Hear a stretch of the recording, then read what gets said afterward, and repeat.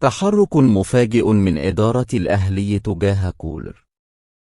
يستعد النادي الأهلي خلال تلك الفترة لخوض مباراة نهائي دوري أبطال إفريقيا، وذلك أمام نادي الوداد المغربي، وستقام المباراة الأولى باستاد القاهرة الدولي، وذلك يوم الأحد المقبل.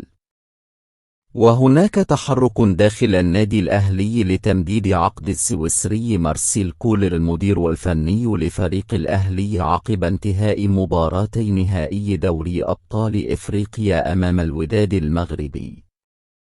وقال الإعلامي إسلام صادق عبر برنامج البريمو على قناة تن: هناك استقرار داخل لجنة التخطيط بنادي الأهلي على تمديد عقد السويسري مارسيل كولر بعقد جديد عقب نهائي إفريقيا.